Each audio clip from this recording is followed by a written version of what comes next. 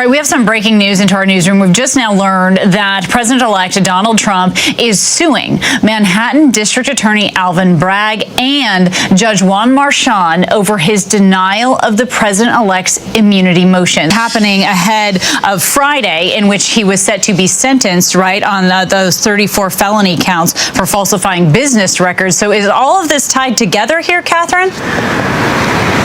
Yeah, Kana, it's absolutely all tied together. And what you're seeing here from Donald Trump's legal team is just another tactic, of course, to delay his sentencing scheduled for Friday even further. They're picking apart everything, frankly, that Judge Marchand has done and challenging him and now suing him on the grounds, obviously, of saying that Marchand exceeded his jurisdiction when he denied Trump's claim of presidential immunity last week.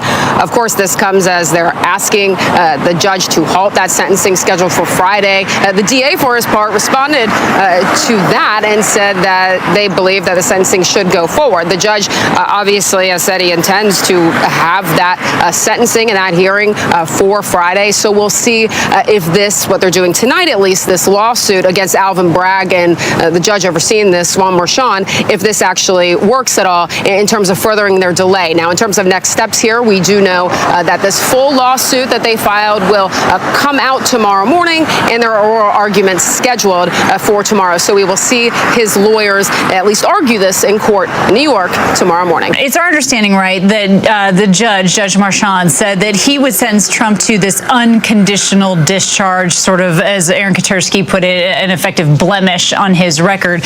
So what are the efforts here in terms of, on Trump's part, to try to delay that, to delay the sentencing again of an unconditional discharge? And how does Alvin Bragg fall into all of this now? Yeah, look, on the one hand, in terms of that unconditional discharge sentencing that he's indicated, the Trump legal team behind the scenes would think that that's a victory. That's great for them, right? There was prison time on the table here. Now, we never thought it would get to that, but that is what the type of sentence they were looking at. Now, on the other hand, the reason that they are asking for a delay and now suing is because they don't want their client, Donald Trump, of course, will be the next president on January 20th, to then be a convicted felon. His record will always reflect that he's a convicted felon if he is, of course, sentenced just 10 days before the inauguration. So like many of Donald Trump's legal tactics, delay. That is what they're trying to do here. They're seeing if they can push that sentencing at least until the inauguration. I'm not sure that this has merit or that it will stand, but the reality is that they will be able to present their arguments on why they're suing Alvin Bragg and Marchand in court tomorrow morning in New York. We could have some more clarity on all of this and whether this will happen on Friday, which at this point it will, but we should have more clarity on that tomorrow during those arguments. That's so interesting. So again, as we continue to look forward to Friday, I'm also curious about, again, this idea here that Judge Juan Marchand doesn't have the authority to go forward with the sentencing, again, because of this immunity claim that President-elect Donald Trump is making. It sounds like that's something that District Attorney Alvin Bragg is flat out rejecting. And again, how does that immunity play into this argument, Catherine? Yeah, exactly. It is something that Alvin Bragg is flat out rejecting. And this, of course, is a ruling from the judge. And he obviously ruled the way he did as it relates to presidential immunity. They're trying to tie this together with the Supreme Court's presidential immunity argument, which are entirely different things here. Of course, this case was much different. Those arguments were specifically over actions that Trump took in the White House on January 6th. They're trying to apply that in a way to the case here, something that the judge has rejected and that Alvin Bragg is essentially urging him to continue to reject.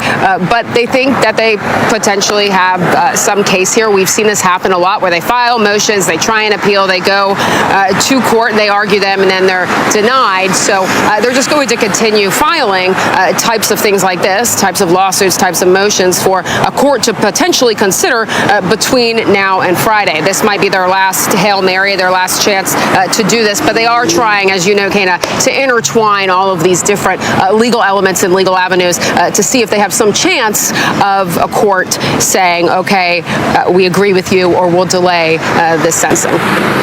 All right, so again, out of this playbook that we have seen time and time again in these efforts to delay, President-elect Donald Trump is now suing the Manhattan District Attorney Alvin Bragg as well as Judge Juan Marchand over his denial of President-elect's immunity motions. And again, he was scheduled to be sentenced Friday, so we'll watch that very, very closely. That's all for today. Thank you. If you want global news to keep you up to date on any new developments, please subscribe our channel and forward our content with your friends on social media and email. Thank you very much for keep supporting me. Stay safe, be blessed. Namaste. Thank you, God bless you, and God bless America.